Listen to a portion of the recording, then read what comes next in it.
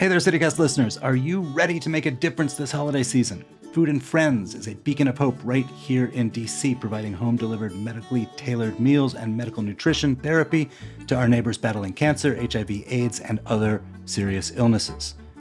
And here's where you come in. Slice of Life, their annual pie sale, is now in its 18th year. The goal is to sell 6,000 pies, helping to provide an incredible 1.9 million meals for our neighbors in need. Better yet, these are not ordinary pies baked by schlubs like me. They are actually made to order by Whisked Bakery, the award-winning woman-owned local bakery. So here's the deal. Do good, feel good, and buy pies. Visit foodandfriends.org to place your order, and let's make this Thanksgiving a little brighter for those in need. That's foodandfriends.org, foodandfriends.org.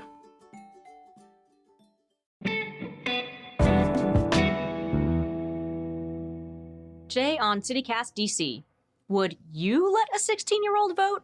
Rockville is considering it, and it's actually on the ballot tomorrow.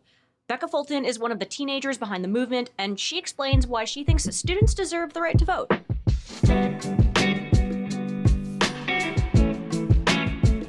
Today is Monday, November 6th.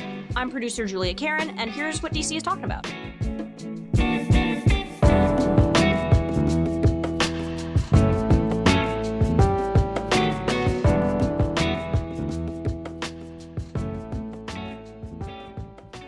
All right, Becca. So why should we care about Rockville lowering the voting age? Like, I'm a younger millennial. I'm sure there are boomers who are like, ugh, like, I don't want these kids voting. Like, sell me on it. Why should we let you vote?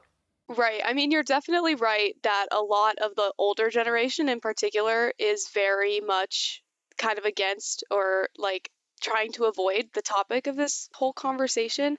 And I think it's really important because thinking about it basically here, as a 16-year-old, you get jobs in Rockville, you drive on the roads in Rockville, you go to schools in Rockville, you contribute to the economy and the workforce and all this stuff, these parts of Rockville.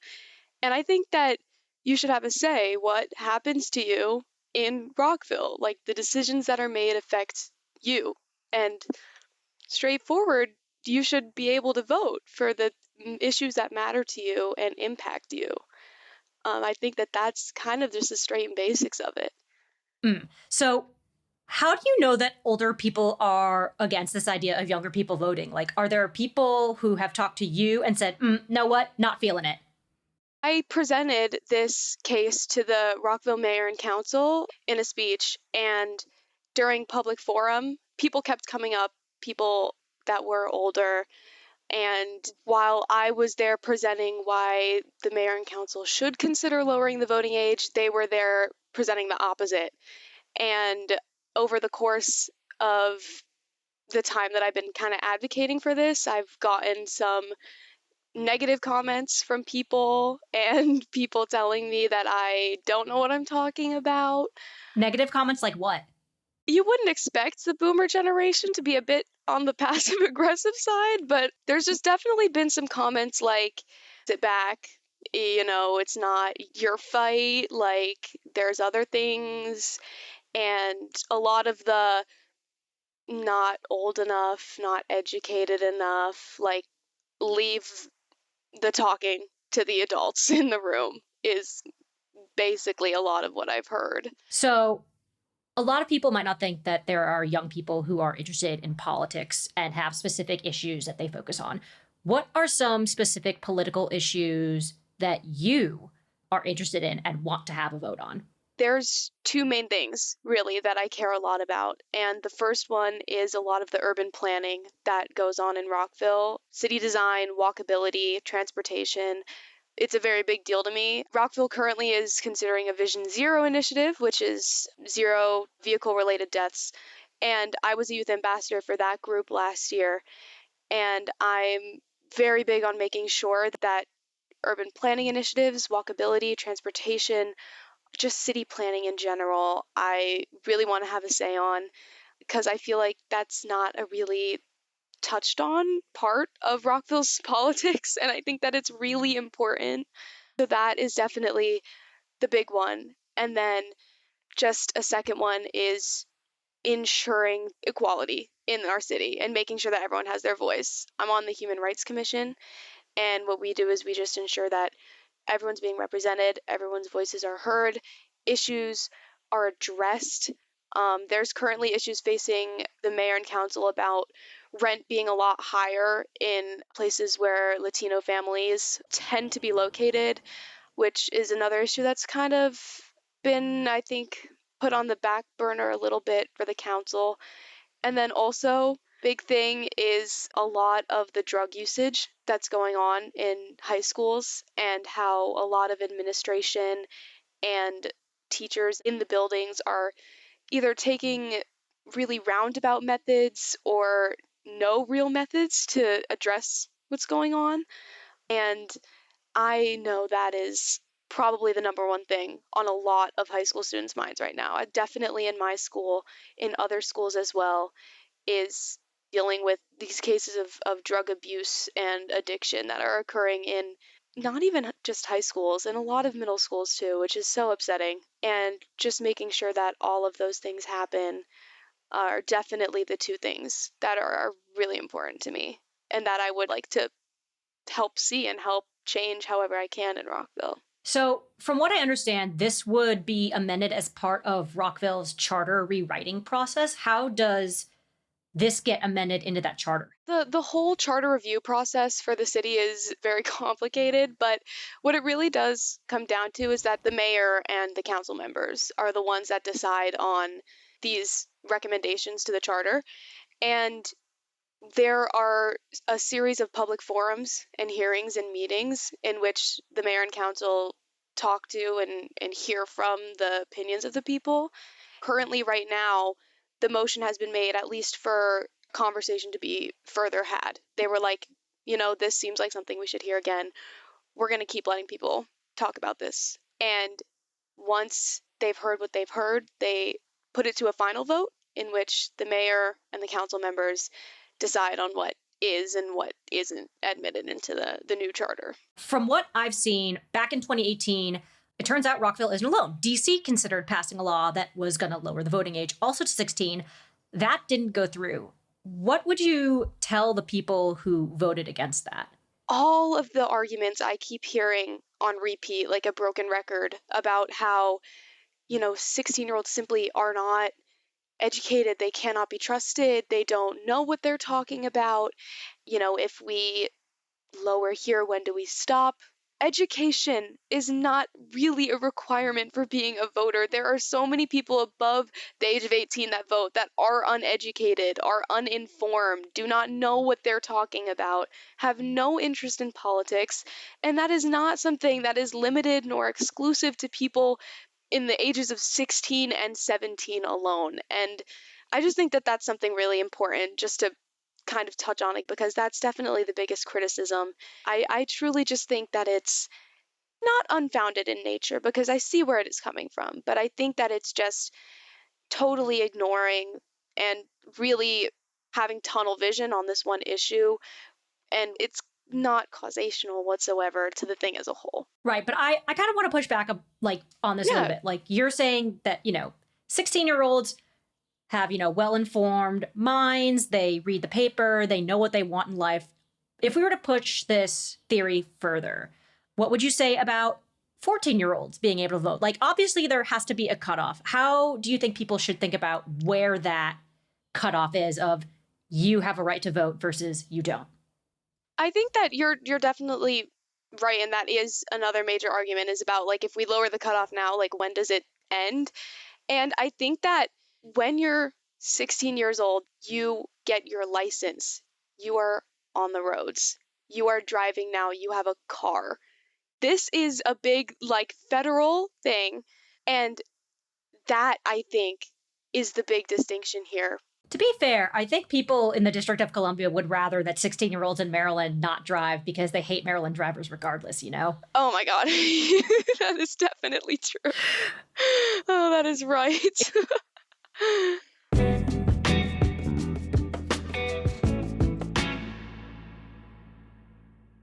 What if we told you that this could be a great time to save on a new home?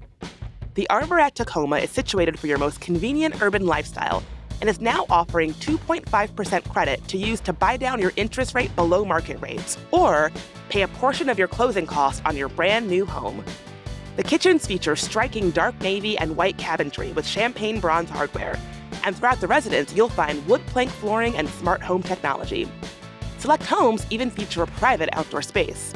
Perfect whether you want to enjoy the vibrant Tacoma, DC community or comfortably retreat into a sleek sanctuary all your own.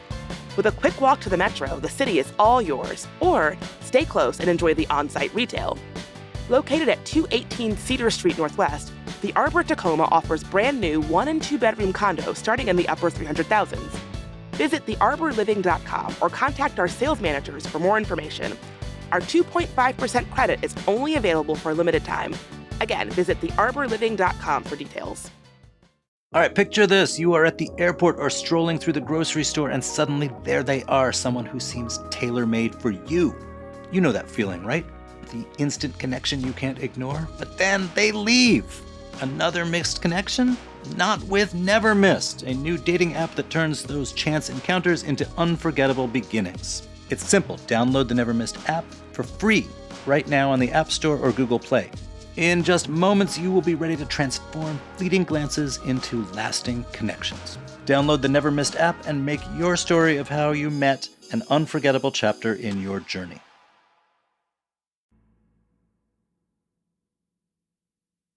Rockville is kind of not alone in the sense that they're looking to pass this thing, but there are places where this has passed. So in Tacoma Park and Greenbelt and Hyattsville, they have laws on the books that say you're 16, you're allowed to vote. Those passed in 2018. Have you chatted with kids from those areas about how that is going and what voter turnout there looks like now? I have looked into voter turnout and the situation in those areas, specifically Tacoma Park is where I've really focused a lot of my attention on.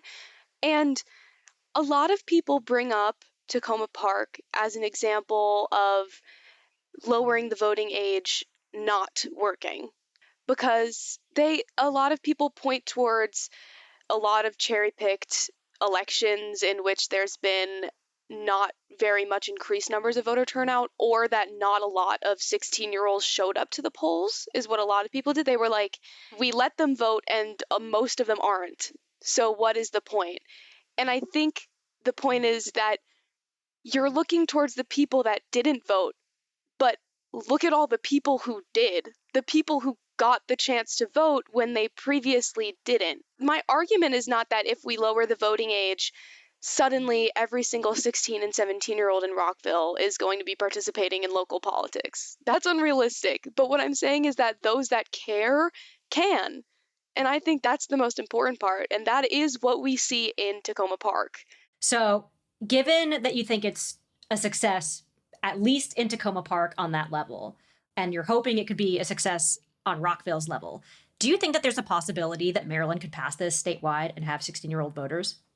I don't know if necessarily at this point in time it would be a feasible request to ask to see if Maryland could invite all 16-year-olds to vote, just because there is not that much of a statewide voice or desire for this. It's a lot of what's happening on local levels. There's a few places within Maryland that do have 16-year-olds voting. So now I do not think necessarily that it would find a lot of success, but I do hope that if Rockville passes this and other cities see what Rockville is doing, they will follow. And then it's this big whole chain reaction, as a lot of things go, in which there might be a lot more hope for Maryland eventually passing a bill of their own. So what's the next step with this? Like, when and how does this thing pass? The fight back in February was to make sure the council didn't just shut down the idea, was to make sure that it got further review, that they left it open for more voting and more discussion. And then that passed. So that was a success in my books. And the next step, it's to see if in the charter, the mayor and council will make the amendments and will make the change. That's where we're headed right now. It'll be a fight, but that's where we're headed. So if people want to fight for this, or like maybe there's a DC 16-year-old that saw what happened in 2010 and is like, ugh, I want to do something about this, what should they do and where should they go? Who should they talk to?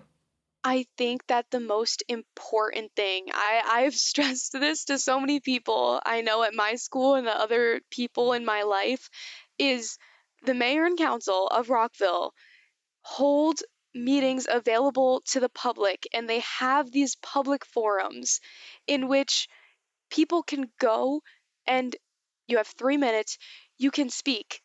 It's your time to just speak to the mayor and council about what your opinions are, what you want for this to pass, what you want for them to go in the future. And you can say your piece, and they will listen to it, they will hear it. And not only are they hearing it, but these meetings that are open to the public are such a valuable resource in staying informed of what's going on. So I think that attending those meetings, which are at the Rockville City House on Mondays, are so crucial. And then also there's an email box that you can email to the council members in the city. The city clerk is the one that delivers, which is available on the website. And I think that those are the two probably biggest places to go if you want to take next steps in this, or you want to join in. Got it. So I imagine Rockville is going to have to prepare for a bunch of 16-year-olds storming the castle, storming the gates. Oh my for goodness, public hearings and council meetings. They will not be ready. Becca Fulton, thank you so much for coming on the show. And see you at the next Rockville City Council meeting, I guess, and a bunch of your friends. Yeah, for sure. Thank you for having me.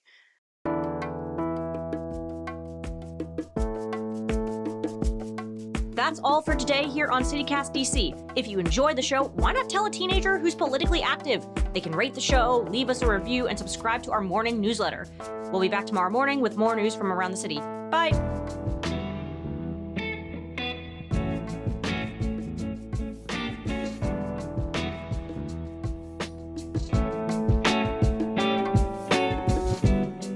Are there specific issues that...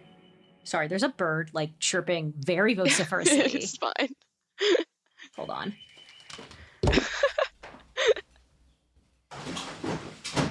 We love nature, but sometimes it gets in the way. Agreed.